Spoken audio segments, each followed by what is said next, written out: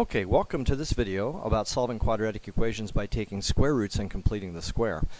Most of the time we try to solve quadratic equations by either factoring into factors with a 0 on the right side, or we use the quadratic formula. But there are some other occasions when it's better to solve with alternate methods, and that's what this video is covering, some of these other used methods.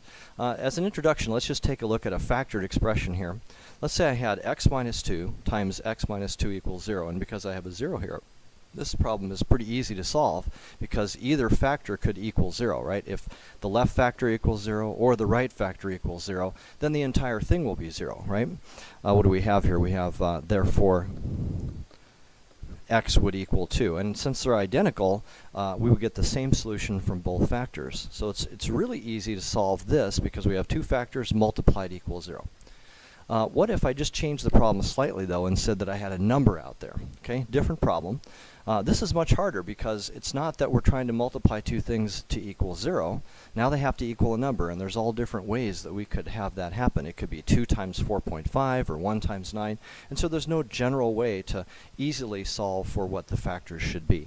Okay, to figure out how to handle this case, which I'm going to note is also like this, you could also write this left-hand side as x minus 2 quantities squared equals 9. So it's really a perfect, it's like a binomial squared, okay? So how would we solve this equation? X minus 2 squared equals some number called 9. Okay. Well, let's take a look at some other examples first. From Algebra 1, right, when we have equations of this form right here, where we have x, say, plus a number equals another number, right? When we solve, we're usually trying to isolate the x, and the reason why is if you can get the left expression to just be the variable and the right expression to be a number, then you have the solution written out for you. So if I think about this, it says x plus 2 equals 9. Well, right now, my x that I want to isolate, right, what's happening to it is we're adding 2.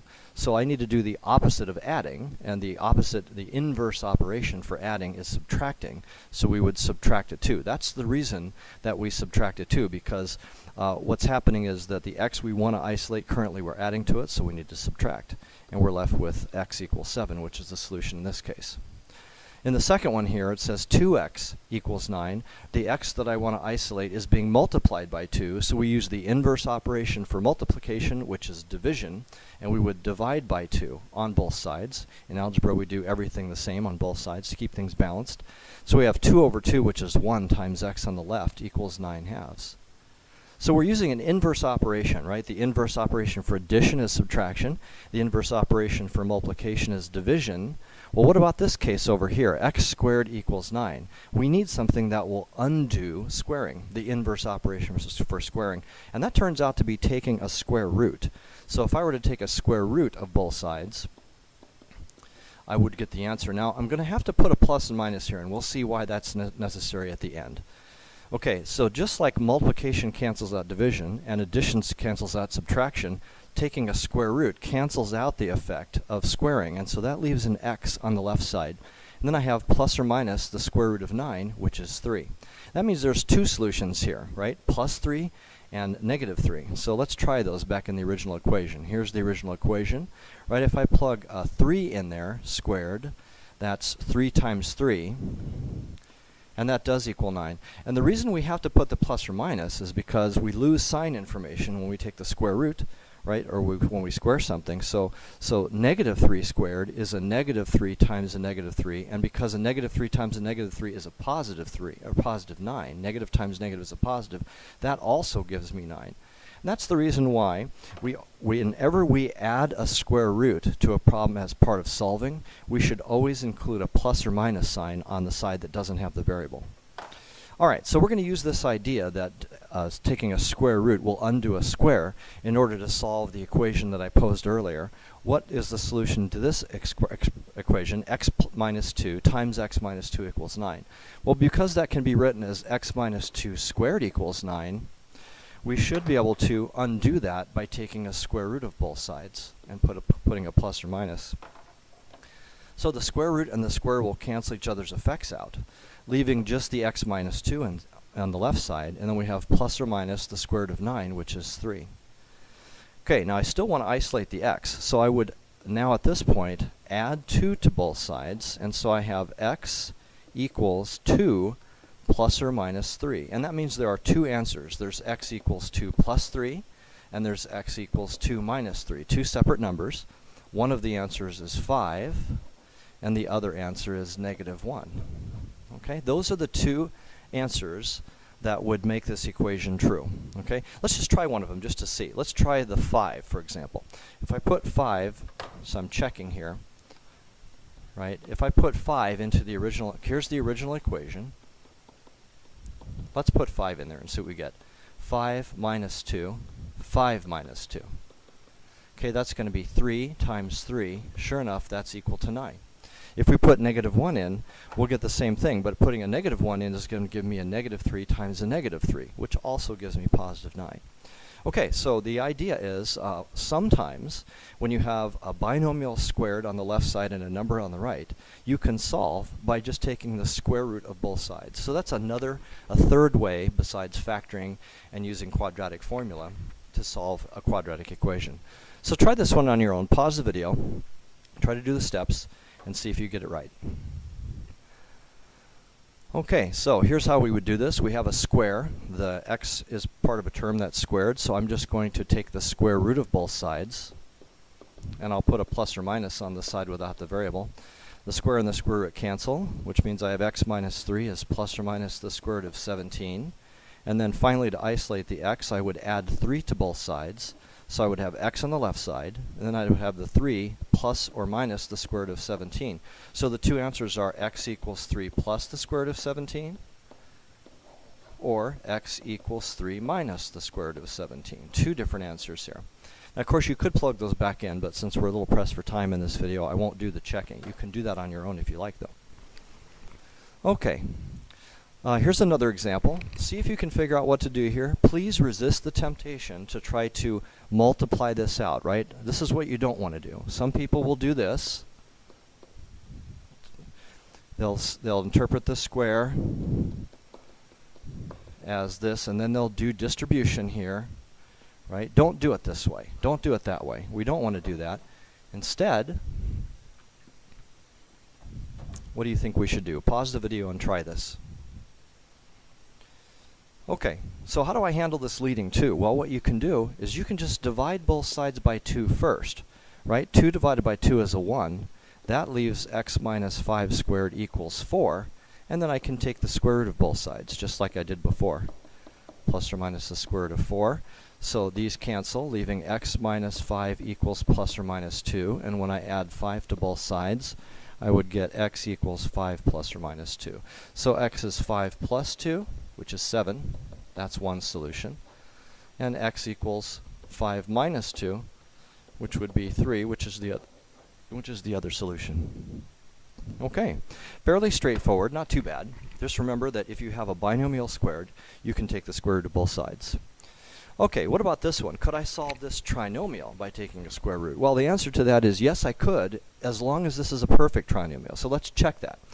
And you can watch the completing the square video if you need more reminder about how this works. To test if this is a perfect binomial, we cut the middle number in half, and we square it, and then the number on the outside, the two numbers on the outside, the coefficients of the x squared term and the number term, have to multiply to give me that number. This one, in fact, is not a perfect trinomial. Okay, which means I'm not going to be able to write it as a binomial squared, so I can't take a square root of both sides. But the truth is, I can solve this using square roots. It's just I have to force the left side to be a perfect trinomial first. Okay, so here's how we would do this. First of all, let's just take the 5 and move it, add 5 to both sides to move it to the right side. Okay, so now I've got this. X squared minus 4x on the left equals 5 on the right. What I'm going to do is I'm going to now add a value here, and then I'll balance it by adding the same value out here so that I get an equation, still equal, but the left side is going to be a perfect trinomial. So I'm going to do the completing the square procedure on the left, right? Divide by 2, so I get negative 2 squared 4. That means that these two numbers must multiply to 4. And what that means is, since I have 1 here, then I need to make this one a 4 right there. Okay, now I have a 4 there. But the problem is, as soon as I added that 4 on the left, I've now made the equation not equal. The left-hand side now has 4 more than it had before. So to rebalance the equation, to keep it equal, I have to add 4 on the right side. Okay, now at this point, what do I have? Well, on the left side, I have x squared minus 4x plus 4, which is a perfect trinomial. And on the right-hand side, I have 9. Okay, I'm going to move over here just so that we can see the rest of the steps. X squared minus 4x plus 4 equals 9.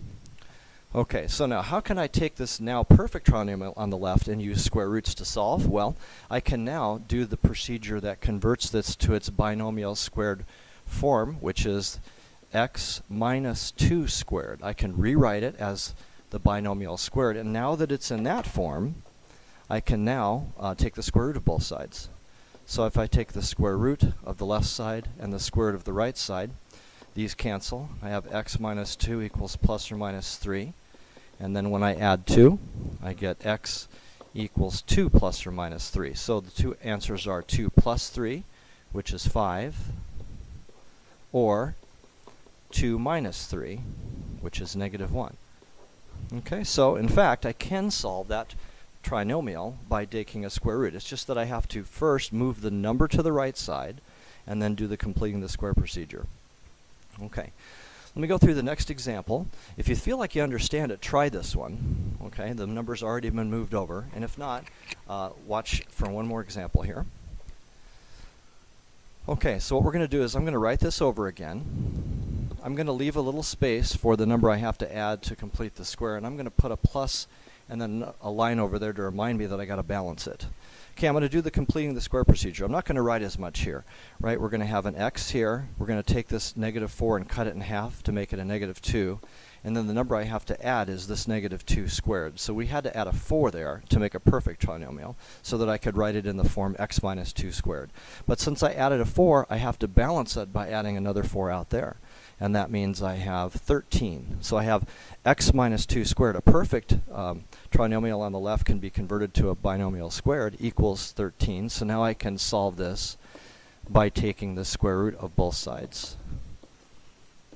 X minus 2 is plus or minus the square root of 13, and when I add the 2 to both sides, I get x equals 2 plus or minus the square root of 13. So the two answers are 2 plus the square root of 13 and 2 minus the square root of 13. So that in a nutshell is it as far as the procedure. I'm just going to go through a couple more examples if we have time. There's just a couple minutes left on this video. So let me just do another one. A little bit more complicated, but the procedure is the same. The number's on the right side, 4x squared plus 12x. Leave a little space to complete the square. Balance it on this side. Cut this number in half. That's 6. Okay. 6 squared is 36, so I need those two outside numbers to multiply to 36. I have a 4, which means this one must be a 9, which must be balanced with a 9. So now I have 4x squared plus 12x plus 9 equals 22. And I can rewrite this in the binomial squared form. This would be 2x plus 3 squared equals 22. And that means that I can solve by taking the square root of both sides.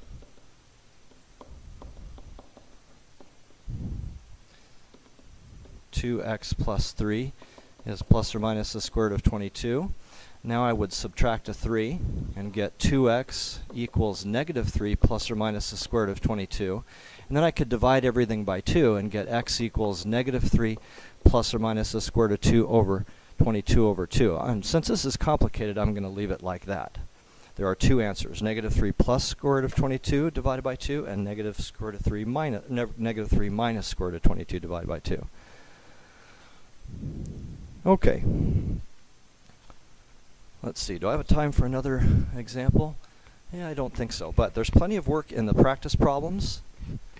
Let me get this one started, just so you can get the first step. We won't get through it though. 9x squared plus 18x plus something equals 5.